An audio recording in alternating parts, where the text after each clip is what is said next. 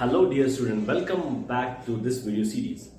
जैसा कि कल की वीडियो लेक्चर में हम लोगों ने देखा था अबाउट रिफ्लेक्शन ऑफ लाइट की कुछ बेसिक टर्म्स। लाइट से हम लोगों ने चीजों को स्टार्ट किया था, लाइट की डेफिनेशन समझी थी, देन उसकी प्रॉपर्टीज को देखे थे, एंड फाइनली हम लोग मूव कर रहे थे reflection of light from plane mirror. लेकिन उससे पहले मैंने कुछ पॉइंट्स आपको बताए थे, डेफिनेटली आपने वो रीड किए होंगे, वो आपको समझ में आया होगा। अगर कोई डाउट है तो फ्रैंकली आप इसी वीडियो के कमेंट बॉक्स के थ्रू अपने डाउट को क्लियर कर सकते हैं। अदरवाइज मैंने इसी वीडियो में एक व्हाट्सएप ग्रुप का नंबर और शेयर किया है, आप चाहें तो उसमें ज्वाइन होकर अपने डाउट को क्लियर कर सकते हैं।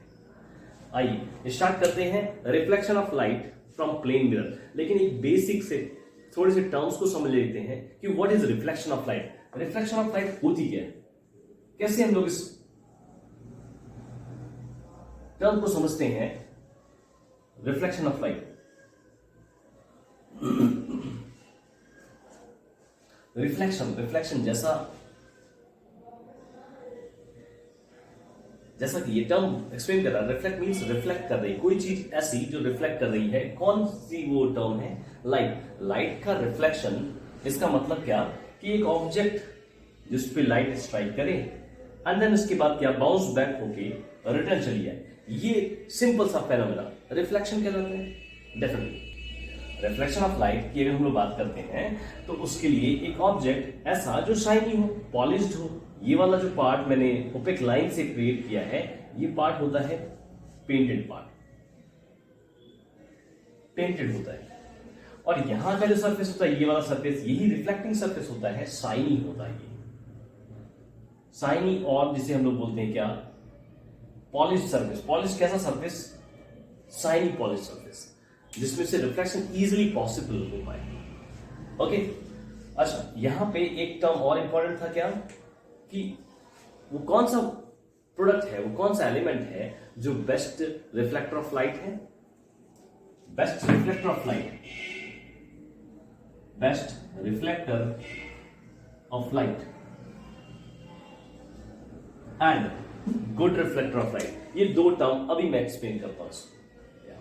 ठीक है, यहां लिखने का कोई वैसे लॉजिक बनता नहीं है, मैं अभी थोड़ी देर में एक्सप्लेन करता हूं, आप समझने की कोशिश करिएगा बस। यहां पे समझते हैं क्या रिफ्लेक्शन ऑफ लाइट को कैसे डिफाइन करते हैं। रिफ्लेक्शन ऑफ लाइट को डिफाइन करते हैं व्हेन ए लाइट रे fall on the polished surface, then it will move in the same medium. Then it is called reflection of light. बिल्कुल, reflection of light को कैसे define कर रहे हैं कि कभी भी कोई लाइट किसी भी पॉलिश्ड सरफेस या शाइनी सरफेस पे स्ट्राइक करती है तो स्ट्राइक करने के बाद वो अपने मीडियम में ही रिफ्लेक्ट होके रिटर्न चली जाती है। इस टर्म को हम लोग बोलते हैं क्या, रिफ्लेक्शन ऑफ लाइट। मैंने कल भी बताया था, एक इंपॉर्टेंट पार्ट है आपके इस पूरे 10th क्लास के सिलेबस का, रिफ्लेक्शन ऑफ लाइट।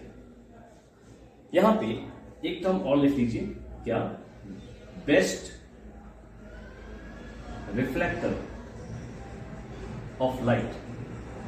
लाइट का बेस्ट रिफ्लेक्टर एक प्रोडक्ट होता है जिसे हम लोग बोलते हैं क्या, सिल्वर।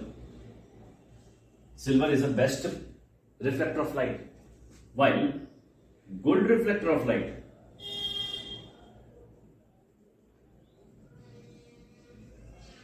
Is aluminium.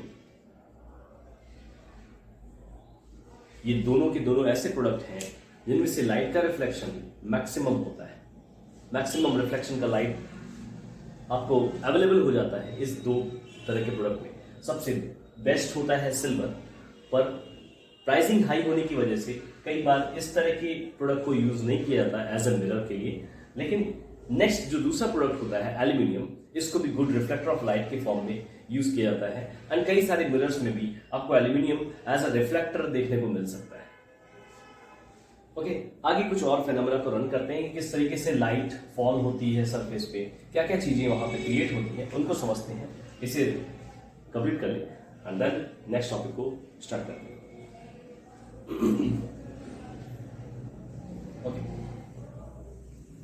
देखना बेटा, जब हम लोग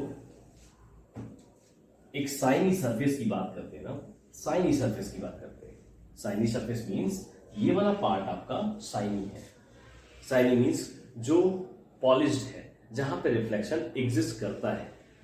उसके बैक साइड में हम लोग को इस तरह की ओपेक लाइन क्रिएट करनी होती है। इस ओपेक लाइन का मतलब क्या है? ये बेंडिंग लाइन रिप्रेजेंट कर रही है क्या कि यहां से रिफ्लेक्शन पॉसिबल नहीं है। ओके, इस साइड से आपका रिफ्लेक्शन पॉसिबल नहीं है। मींस ये जो पार्ट है ये पेंटेड पार्ट है। पेंट क्यों किया जाता है? ध्यान से समझिएगा। जब कभी भी आपके पास एक सिल्वर टाइप का प्रोडक्ट है, उस सिल्वर में क्या होता है, अगर आपने घर पे देखा होगा ना कि जो आपके घर के फैमिली मेंबर्स में जो फीमेल मेंबर्स होते हैं वो नॉर्मली सिल्वर प्रोडक्ट का यूज करते हैं, चांदी का यूज करते हैं, है ना। चांदी के यूज करने के समय क्या होता है, कुछ टाइम पीरियड के बाद जैसे जैसे एयर का उसके साथ इंटरेक्शन होता है, एयर जब सिल्वर के साथ रिएक्ट करती है तो वहां पे कोरोजन जैसी चीजें क्रिएट हो जाती है। इन कोरोजन के क्रिएट होने से क्या होता है, उसमें डार्क स्पॉट जैसे टर्म्स आपको देखने को मिलते हैं। फेड जो कलर होता है उसका फेड हो जाता है। अगर इस सरफेस में इस तरफ से अगर हम लोग बात करते हैं, इस तरफ से अगर सिल्वर मैंने यूज किया है या सिल्वर प्रोडक्ट को एज ए मैं रिफ्लेक्टर यूज करना चाहता हूं, तो उसके लिए उसकी पूरी प्रोटेक्शन की रिक्वायरमेंट है कि कहीं से भी उसका रिएक्शन एयर के साथ ना हो सके। क्योंकि अगर एयर के साथ हुआ ना तो डेफिनेटली कुछ ना कुछ पार्ट जरूर कोरोड हो जाएगा। वो पार्ट कैसा हो जाएगा? ब्लैक हो जाएगा, जहां से अब रिफ्लेक्शन पॉसिबल नहीं हो पाएगा, है ना। और रिफ्लेक्शन जैसे जैसे वो पार्ट फेड होने लगेगा, वहां से शाइनी पार्ट्स रिमूव होने लगेंगे, तो रिफ्लेक्शन जैसी चीजें एग्जिस्ट नहीं कर पाएंगी। इसके लिए मुझे दोनों तरफ से, फ्रंट साइड से एंड बैक साइड से, दोनों तरफ से मुझे कुछ ऐसे प्रोडक्शन प्रोवाइड करने हैं जिससे कि सिल्वर जो है वो एयर के साथ टच में ना आ पाए। ठीक है, इसके लिए मेरे पास एक ऑप्शन क्या है कि बैक साइड से तो मैं पेंट कर देता हूं उसे। बैक साइड से मैंने पेंट कर दिया और बैक साइड से मुझे रिफ्लेक्शन की रिक्वायरमेंट भी नहीं है। मुझे रिक्वायरमेंट कैसी है? इस फ्रंट साइड से। यहां से अगर मैं कोई ऑब्जेक्ट को डिस्प्ले कराना चाहता हूं तो मुझे वो ऑब्जेक्ट इस मिरर में डिस्प्ले हो जाए। ये वाला जो पार्ट है, ये सामने वाला, ये मेरा पार्ट कैसा हो जाए? एक गुड रिफ्लेक्टर, एक बेस्ट रिफ्लेक्टर जैसा वर्क करे। बैक साइड मैंने पेंट कर दिया इसलिए ताकि वो इजिली एयर के साथ रिएक्शन ना कर सके। एयर के साथ रिएक्शन नहीं होगा तो उस मेटल का, जो सिल्वर मेटल है, उसका डैमेज होना भी स्टॉप हो जाएगा। फ्रंट साइड तो अभी भी ओपन है, फ्रंट साइड जो है वो भी अभी भी ओपन है, वो एयर के साथ रिएक्ट कर रही है। अगेन एक साइड को प्रोटेक्ट करने से बात बनेगी नहीं, फिर क्या करना होगा? सामने से मुझे क्या करना होगा? अगेन कुछ ऐसा यूज करना है जिससे कि जो सिल्वर है वो एयर के कांटेक्ट में कम से कम ना आ पाए। तो मैंने क्या किया, एक ट्रांसपेरेंट ग्लास की थिन शीट ली, ट्रांसपेरेंट ग्लास की थिन शीट, एंड उसको आगे फिक्स मैंने कर दिया। थिन शीट जिसका कोई भी इफेक्ट हम लोग के इस टर्म रिफ्लेक्शन पे नहीं पड़ेगा। अगर उसकी थिकनेस को इंक्रीज कर दें तो दूसरा टर्म हम लोग समझ सकते हैं, जिसको हम लोगों ने रिफ्रैक्शन ऑफ लाइट के नाम से इस चैप्टर में मैंने आपको कल थोड़ा बहुत बताया भी था। अच्छा, मैंने एक थिन शीट लगा दी फ्रंट साइड से उस सिल्वर को प्रोटेक्ट करने के लिए, बैक साइड से पेंटेड कर दिया प्रोडक्शन के लिए। अब जब कभी भी इस तरह की चीजों को हम लोग थ्योरेटिकली पढ़ते हैं तो ये आपका हो जाता है क्या? एक प्लेन मिरर। प्लेन मिरर हो जाता है ये प्लेन मिरर, जिसमें बैक साइड वाली साइड जो बैक लाइन वाली है ये पेंटेड पार्ट है, एंड जो फ्रंट साइड वाली पार्ट है ये आपका रिफ्लेक्टिंग पार्ट है, रिफ्लेक्टिंग साइड। और यहाँ पे ध्यान से देखिएगा, मैंने यहाँ पे एक लाइन कुछ ऐसे इस तरीके से ड्रॉ कर दी। ओके, ये लाइन जो है वो क्या रिप्रेजेंट करती है? इंसिडेंट रे को रिप्रेजेंट करती है। इंसिडेंट रे, इसका मतलब क्या? ऐसी रे जो सोर्स से स्ट्रेट पाथ में इस रिफ्लेक्टर, गुड रिफ्लेक्टर की तरफ मूव कर रही है, वो इंसिडेंट रे है। यहां पे रे का मतलब समझिएगा। रे का क्या मतलब? लाइट जो है, जैसा मैंने प्रॉपर्टीज ऑफ लाइट में बताया था कि लाइट हमेशा स्ट्रेट पाथ में मूव करती है ना। बिल्कुल। अब उस स्ट्रेट पाथ को डिस्प्ले कराने के लिए हम लोग क्या यूज करते हैं? कि लाइन का यूज करते हैं कि ये जो लाइन है वो ये रिप्रेजेंट कर रही है कि लाइट की जो बीम है वो इस पाथ के थ्रू मूव करके आ रही है। एंड देन ये जो लाइन है जिसको उन्होंने नाम दे दिया क्या?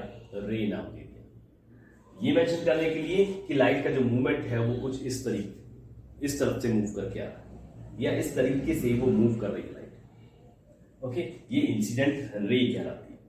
ये एरो का मतलब भी आपको मैंने बताया था, एरो का मतलब ये डायरेक्शन को रिप्रेजेंट करती है कि लाइट का डायरेक्शन किस तरफ से किस तरफ की तरफ मूव कर रहा है। ओके, इंसिडेंट रे स्ट्राइक करती है मिरर पे, ये जहां पे वो स्ट्राइक करती है इसे हम लोग बोलते हैं क्या, point of incidence. Point of incidence एक ऐसा पॉइंट जहां पे इंसिडेंट रे मिरर में स्ट्राइक करती है। स्ट्राइक करने के बाद अब चूंकि ये जो सरफेस है वो शाइनी है, इधर से ये पेंटेड है, तो लाइट जो है वो दूसरे पार्ट की तरफ मूव नहीं कर पाएगी। क्या होगा, यहां पे स्ट्राइक करने के बाद अगेन वो मूव होके उसी मीडियम में रिटर्न चली जाएगी। मतलब क्या, ये लाइट स्ट्राइक करने के बाद इस तरफ आ रही है तो डायरेक्शन मुझे कुछ ऐसा दिखा रहा है और सेम मीडियम में मूव होके आ रही है, इसलिए इस तरह की रे को हम लोग बोलते हैं क्या, रिफ्लेक्टेड रे बोलते हैं। रिफ्लेक्टेड रे ऐसी रे जो मिरर से बाउंस बैक होके रिटर्न चली जाती है, रिफ्लेक्टेड रे कहलाती है। ओके, यहां पे जहां पॉइंट ऑफ इंसिडेंस होता है वहीं पे परपेंडिकुलर डायरेक्शन में, किसके परपेंडिकुलर डायरेक्शन, इस मिरर की परपेंडिकुलर डायरेक्शन, हम लोग एक इमेजिनरी पार्ट को क्रिएट कर देते हैं जिसे बोलते हैं नॉर्मल। ये नॉर्मल लाइन होती है। यहां पे चीजें थोड़ी सी और बढ़ा के बताते हैं।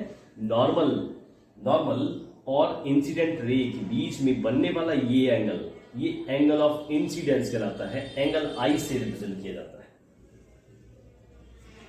रिफ्लेक्टेड रे एंड नॉर्मल के बीच में बनने वाला एंगल जो है वो एंगल आर कहलाता है, एंगल ऑफ रिफ्रैक्शन। ये क्या है, एंगल ऑफ इंसिडेंस,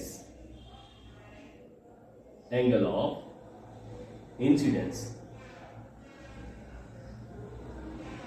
और ये एंगल आर रिप्रेजेंट करता है angle of refraction, angle of reflection, angle of reflection represent कर रहा है angle R. Incident ray normal के बीच में बनने वाला एंगल आई है, एंगल ऑफ इंसिडेंस है बिल्कुल, और ये है angle of reflection. Reflected ray जो बाउंस बैक होने के बाद उसी मीडियम में रिटर्न होकर चली है। ये पेंटेड पार्ट, यहां से ये जो जहां से ये रिफ्लेक्शन पॉसिबल हो पा रहा है, ये रिफ्लेक्टिंग साइड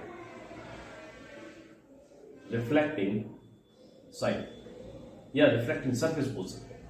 जहां पे ये इंसिडेंट रे स्ट्राइक करती है मिरर पे, उसको बोलते हैं पॉइंट ऑफ इंसिडेंस। ये सिंपल सा कुछ कॉन्सेप्ट था जब हम लोग इसको देख रहे थे, reflection of light from plane mirror.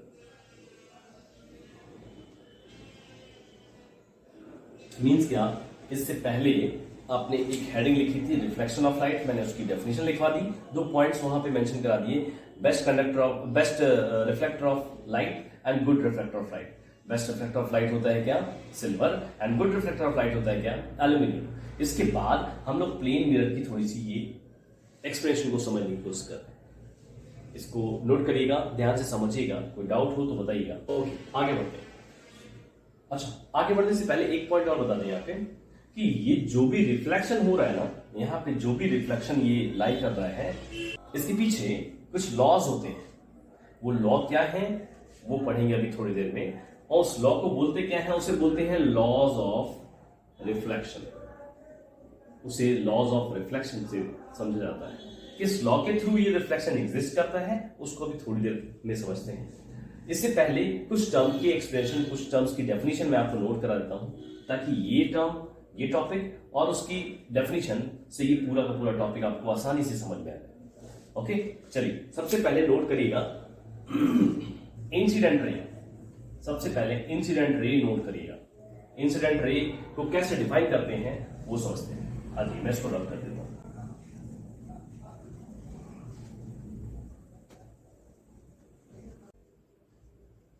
इसकी डेफिनेशन लिखिए, द लाइट रे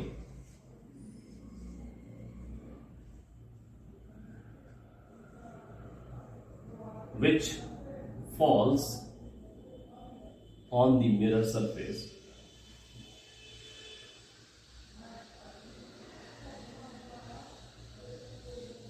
is known as incident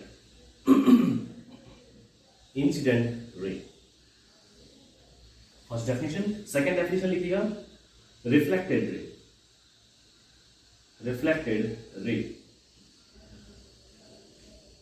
the light रे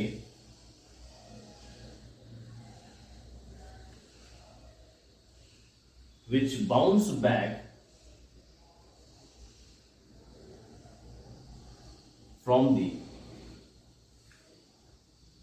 surface of mirror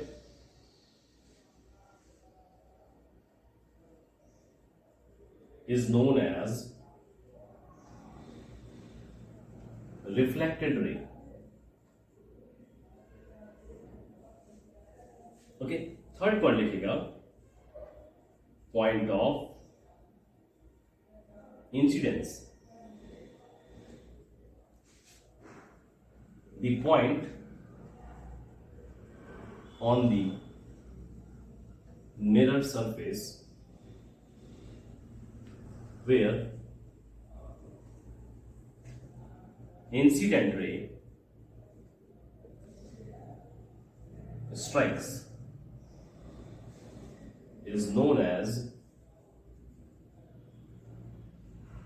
point of incidence.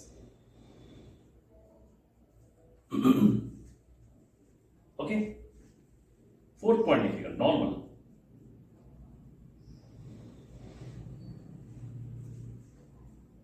The perpendicular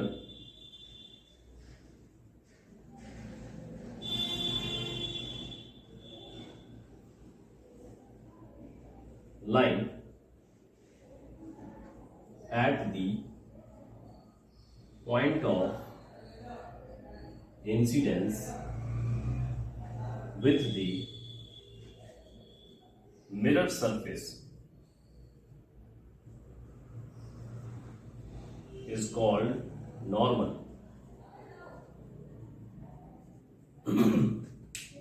चार इंपॉर्टेंट टर्म्स को नोट करिएगा. देन इसके बाद दो इंपॉर्टेंट टर्म्स और बचते हैं, angle of incidence and angle of reflection. इसे कंप्लीट करिए ना. नेक्स्ट टर्म, सिक्स टर्म को समझते हैं. सिक्स था क्या? Angle of incidence. Angle of incidence, अगर आपको ध्यान हो थोड़ा, एंगल ऑफ इंसिडेंस किसे कह रहे थे? जो लाइट स्ट्राइक कर रही थी इस मिरर पे एट पॉइंट ऑफ इंसिडेंस, यहां पे क्रिएशन हो रहा था किसका? एक नॉर्मल रेज का. नॉर्मल का हम लोग क्रिएशन करते थे, और इस इंसिडेंट रे और नॉर्मल के बीच में बनने वाले इस एंगल को हम लोग बोलते हैं क्या? एंगल ऑफ इंसिडेंस बोलते हैं. तो उसमें लिखिएगा, the angle made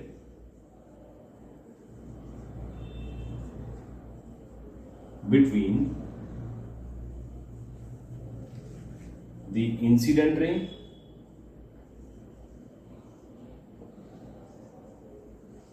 and the normal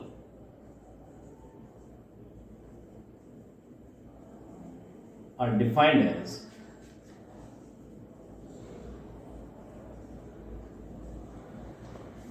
the angle of incidence.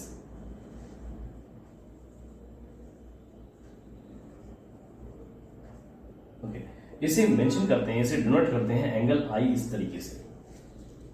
ठीक है, बिल्कुल. लाइट रिफ्लेक्ट होने के बाद सेम उसी मीडियम में रिफ्लेक्ट बैक हो जाती है, बाउंस बैक हो जाती है.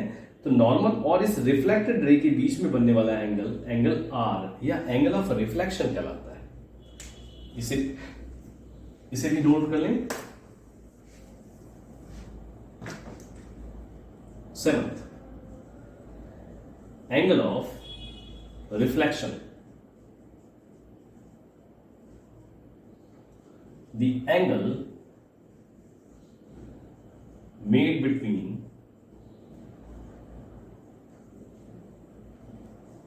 the reflected ray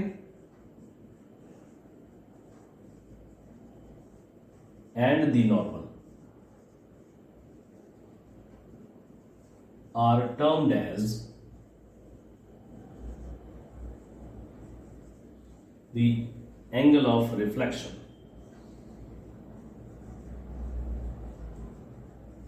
ओके, तो ये 7 टॉपिक्स बेसिक इंपॉर्टेंट टॉपिक थे जब हम लोगों ने देखा कि किस तरीके से रिफ्लेक्शन एग्जिस्ट करता है किसी भी एक प्लेन सरफेस पे। जैसे हम लोग नॉर्मली क्या बोला था, मिरर बोल दिया था, है ना। एक प्लेन मिरर पे किस तरीके से रिफ्लेक्शन एग्जिस्ट करता है, उसमें कौन कौन से इंपॉर्टेंट टर्म्स थे वो मैंने अब आपको नोट करा दिया। इसे नोट करिएगा, देन इसके बाद एक बहुत इंपॉर्टेंट टर्म को स्टार्ट करते हैं। नोट कर लीजिए जल्दी से इसे।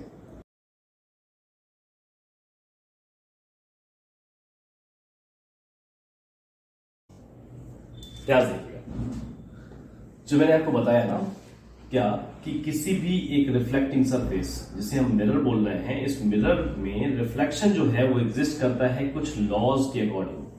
वो लॉज कौन कौन से हैं उनको समझने की कोशिश करना।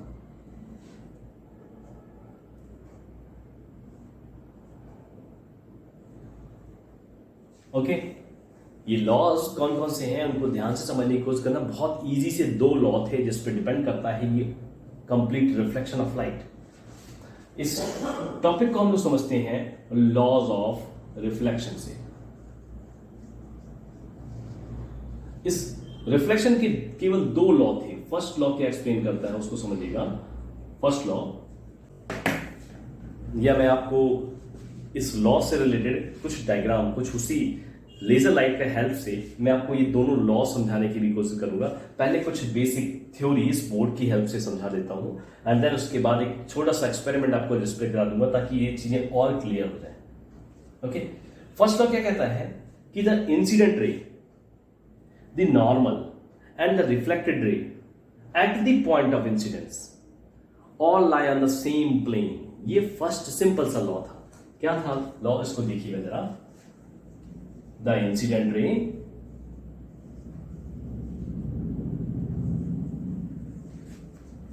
the normal and the reflected ray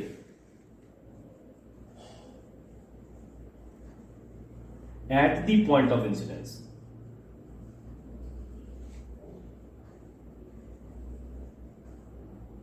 are all lie on the same plane। क्या मतलब इस all lie on the same plane का? इसका मतलब ये कि जिस भी डायरेक्शन से मैंने लाइट को इंसर्ट किया इस मिरर पे, रिफ्लेक्ट होने के बाद ये जो डायरेक्शन है ना वो कुछ इस तरीके से मूव नहीं होके जाएगा। ये जिस डायरेक्शन से मैंने इसे इंसर्ट किया उसी डायरेक्शन में, उसी प्लेन के साथ वो रिटर्न बैक हो जाएगा। ये फर्स्ट लॉ एक्सप्लेन करता है लॉ ऑफ रिफ्लेक्शन में। सिंपल सा लॉ है, इसे मैं क्लियर तरीके से अभी थोड़ी देर में दिखाता हूं। ठीक, सेकेंड लॉ क्या बोलता है? सेकेंड लॉ नंबर 2, ये क्या बोलता है कि जो भी एंगल इस नॉर्मल और इंसिडेंट रे के बीच में बनता है, मींस एंगल ऑफ इंसिडेंस जो है वो एंगल नॉर्मल और रिफ्लेक्टेड रे के बीच में बनने वाले इस एंगल के बराबर होता है, मींस एंगल ऑफ रिफ्लेक्शन के बराबर होता है। क्या लिख सकते हैं यहां पे? The angle of incidence is always equals to the angle of reflection. Means यहां पे एंगल आई जो है वो एंगल आर के बराबर होता है। बहुत इंपॉर्टेंट है, बहुत इंपॉर्टेंट है, ध्यान रखना इसे, बहुत इंपॉर्टेंट है। एंगल आई जो है वो एंगल आर के बराबर होता है। एक टर्म तो ये, और बहुत इंपॉर्टेंट लॉ नंबर 1 क्यों पता है? क्योंकि लॉ ऑफ रिफ्रैक्शन जब अभी हम लोग कुछ देर में पढ़ेंगे ना, लॉ ऑफ रिफ्रैक्शन क्या होता है, ये तो हम लोगों ने रिफ्लेक्शन देखा कि एक साइनी सरफेस उस पर लाइट का स्ट्राइक करना है, बाउंस बैक होके आना, ये रिफ्लेक्शन कॉन्सेप्ट है। हम लोग रिफ्रैक्शन को भी देखते हैं ना, जब रिफ्रैक्शन को देखते हैं तो उस केस में अगेन ये लॉ जो होता है ना वो सेम एज इट इज ऐसे ही होता है, चेंजमेंट थोड़ा सा इसमें आता है, पर इस लॉ की यूज से हम लोग बहुत सारी चीजें नई समझते हैं। ओके, तो ये first law and second law जल्दी से इसे नोट कर लो। ओके, ये नोट हो गया, देन ध्यान से देखिएगा। अब मैं आपको कुछ डिस्प्ले करा के दिखाता हूँ, उनको समझने की कोशिश करेगा, या फिर मैं थोड़ी सी लाइट्स को डिम कर देता हूँ ताकि ये चीज़ आप आसानी से देख सकें। ओके, ये देखिए मैं डिस्प्ले करा के दिखा रहा हूँ आपको। ये है एक प्लेन मिरर, ये प्लेन मिरर, और इसमें मैं लाइट स्ट्राइक करता हूँ, देखिए ध्यान से देखिएगा, ये लाइट जो है वो क्या हो रही है, बेंड हो रही है। अगर आप देख पा रहे हो तो ध्यान से देखने की कोशिश करिएगा, ये लाइट जो है वो बेंड होती है ना। अच्छा, अगर आपको दिख पा रहा है तो इसको ध्यान से देखने की कोशिश करिए कि जो भी लाइट मैं इस प्लेन मिरर पे मैंने ड्रॉप की है, जहाँ पे ये प्लेन मिरर पे ये ड्रॉप हो रही है वो पॉइंट ऑफ इंसिडेंस है, और जहाँ पे ड्रॉप होने के बाद वो रिफ्लेक्ट हो रही है, रिफ्लेक्ट होने के बाद वो जो लाइट है वो कहला रही है क्या, रिफ्लेक्टेड रे कहला रही है। जैसे जैसे मैं इस एंगल को इंक्रीज और डिक्रीज करता हूँ वैसे वैसे एंगल ऑफ इंसिडेंस और एंगल ऑफ रिफ्लेक्शन भी चेंज हो जाता है। सेम प्लेन का मतलब समझिएगा, मैंने जो लाइट को स्ट्राइक किया इस पे, लाइट कैसे इस तरीके से मूव कर रही है, जिस तरीके से मैंने यहाँ पे इसको स्ट्राइक किया है, ये मूव होकर दूसरे डायरेक्शन में नहीं जा रही, मैंने जब दूसरे डायरेक्शन में मूव किया इसे तब जाके इसका डायरेक्शन चेंज होता है। ये कहलाता है क्या कि incident ray, reflected ray, normal all lie on the same plane. जितने एंगल से मैं इसे इंक्रीज और डिक्रीज कर रहा हूं उतने एंगल से ही एंगल ऑफ इंसिडेंस और एंगल ऑफ रिफ्लेक्शन इंक्रीज और डिक्रीज होता है। ध्यान से देखिएगा, एक टाइम ऐसा आता है जब एंगल ऑफ इंसिडेंस और रिफ्लेक्शन जीरो हो जाता है। इस केस पे क्या हो रहा है, ध्यान से देखिएगा, लाइट जो है वो एग्जैक्टली रिफ्लेक्ट हो रही है सेम पाथ को फॉलो करते हुए। ये देखिए, मैं यहाँ पे दिखाने की कोशिश करता हूँ, अगर आपको देख पा रही है सारी चीजें। ये देखिए, जैसे मैं जीरो करता हूँ इंसिडेंट एंगल को, एंगल ऑफ इंसिडेंट जीरो करता हूँ तो ये जो रिफ्लेक्शन, एंगल ऑफ रिफ्लेक्शन है वो भी जीरो हो जाता है। सेम उसी पाथ में लाइट रे क्या हो जा रही है, मूव हो जा रही है एंड रिटर्न बैक हो जाती है। ओके, तो यहां पे आपने एक चीज देखी थी, क्या देखी कि जब कभी भी लाइट ना नॉर्मल पे अगर मैंने स्ट्राइक कर दी है, नॉर्मल पे स्ट्राइक करी थी तो वो लाइट जो रे थी वो रिटर्न बैक हो जा रही थी सेम पाथ पे। ऐसा क्यों हो रहा था, ऐसा क्यों हो रहा था, क्योंकि कि ये जो एंगल ऑफ इंसिडेंस है ये कितना हो जाता है, जीरो हो जाता है। मींस ये जो रे है मैं इसको मूव कर करके इस पोजीशन पे लेके आया था जब वो नॉर्मली इंसिडेंट हो रही थी मिरर पे, है ना। अच्छा, जब एंगल ऑफ इंसिडेंस जीरो हो गया तो सेकेंड लॉ क्या बोलता है कि जितना भी एंगल होगा, इंसिडेंस एंगल होगा, उतना ही एंगल ऑफ रिफ्लेक्शन भी होगा। ऐसे तो था सेकेंड लॉ, बिल्कुल। मतलब क्या, जो भी एंगल आई की वैल्यू होगी, मींस अगर ये जीरो हो गई तो एंगल ऑफ रिफ्लेक्शन भी कैसा हो जाएगा, जीरो हो जाएगा। ऐसे केस में लाइट रे जो होती है वो उस पाथ को फॉलो करती है नॉर्मल को, और उसी पाथ में रिटर्न रिट्रेस होती हुई रिटर्न बैक हो जाती है। ये एक इंपॉर्टेंट पॉइंट था। इन दो लॉ के बाद एक इंपॉर्टेंट नोट करके लिखना है आपको। वो नोट क्या लिखना है, मैं इसको रब करके देन यहाँ पे आपको मेंशन कर देता हूँ, वो चीज आप नोट कर लीजिएगा।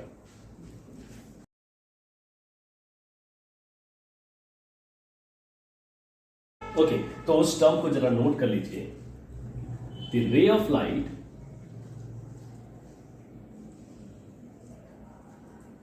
falls normally or perpendicularly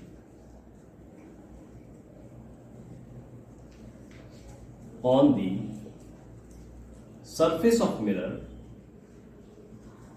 surface of plane mirror, then it will revert back to the same path as the incident ray, or it will retrace the incident ray। बात समझना, ध्यान समझना। It will revert back to the same path, means क्या कि जो आपने plane mirror पे क्या किया था, नॉर्मली कोई लाइट को स्ट्राइक किया था ना, नॉर्मली मीन्स जहां पे नॉर्मल क्रिएट होता है वहां पे आपने क्या किया, एक इंसिडेंट रे को स्ट्राइक किया। अच्छा, नॉर्मल और इंसिडेंट रे के बीच में अभी एंगल कितना बन रहा है, एंगल बन रहा है कितना, 0 डिग्री का। सेकेंड लॉ क्या कहता है, लॉ ऑफ रिफ्लेक्शन का, कि एंगल आई जो होता है वो एंगल आर के बराबर होता है। अगर एंगल आई 0 है तो एंगल आर की वैल्यू कितनी हो जाएगी, 0 हो जाएगी। इसका मतलब क्या, जो लाइट इंसिडेंट होकर नॉर्मली इस मिरर पे स्ट्राइक करती है इस पॉइंट ऑफ इंसिडेंस पे, एंगल आई की वैल्यू 0 होने की वजह से बिना किसी एंगल के वो रिफ्लेक्ट नहीं होती, उसी पाथ को रिट्रेस करती हुई रिवर्ट बैक हो जाती है। कुछ यही आपने अभी मैंने दिखाने की कोशिश की, आपको समझ में भी आया होगा, है ना, कि ये कॉन्सेप्ट जो है वो कैसे डिपेंड कर रहा है इंसिडेंट रे का नॉर्मली इस मिरर पे स्ट्राइक करना एंड देन उसी पाथ में रिटर्न रिवर्ट बैक हो जाना। वही पॉइंट्स मैंने आपको लिख दिया है कि the ray of light falls normally और perpendicularly on the surface of plane mirror. इस प्लेन मिरर पे अगर नॉर्मली या परपेंडिकुलरली कोई इंसिडेंट रे स्ट्राइक करती है then it will revert back. वो क्या हो जाएगी, रिवर्ट बैक हो जाएगी to the same path as the incident ray. जैसा पाथ इंसिडेंट रे का था वैसे ही पाथ में वो रिवर्ट बैक हो जाएगी। और इसके बाद या तो ये स्टेटमेंट लिख सकते हैं, it will retrace the incident रे। क्या मतलब इसका, कि वो इंसिडेंट रे को रीट्रेस कर लेगी रिवर्ट बैक होती हुई। बहुत इंपॉर्टेंट टर्म था, उम्मीद करता हूं कि ये टर्म आपको समझ में आया होगा। यदि फिर भी अगर आपको कोई डाउट है तो फ्रैंकली इसी वीडियो के कमेंट बॉक्स का आप यूज करके अपने उस सारे डाउट को पूछ सकते हैं। अदरवाइज इसी वीडियो के डिस्क्रिप्शन बॉक्स में मैंने एक व्हाट्सएप का लिंक शेयर कर रखा है, आप चाहें तो उस व्हाट्सएप में ज्वाइन होकर अपने डाउट को क्लियर कर सकते हैं, both physics, chemistry as well as maths. उम्मीद करता हूं ये टॉपिक आपको समझ में आया होगा। अगले वीडियो में एक बहुत इंपॉर्टेंट टर्म को फिर से कंप्लीट करते हैं। लाइट का सबसे इंपॉर्टेंट पार्ट होता है क्या, कि क्रिएट होना किसी भी ऑब्जेक्ट का इमेज की फॉर्म में। बिल्कुल, इमेज बहुत इंपॉर्टेंट होती है लाइट के लिए, कि किस तरीके की इमेज क्रिएट हो रही है, कहां क्रिएट हो रही है, मिरर का क्या रोल है, कितने टाइप्स के मिरर होते हैं, किस तरीके से इमेज का क्रिएशन होता है, कैसे डिफाइन करते हैं ऑब्जेक्ट को, ये सारे पॉइंट समझते हैं नेक्स्ट डे की क्लास। तब तक के लिए आप सभी का बहुत बहुत धन्यवाद। Thank you for watching this video.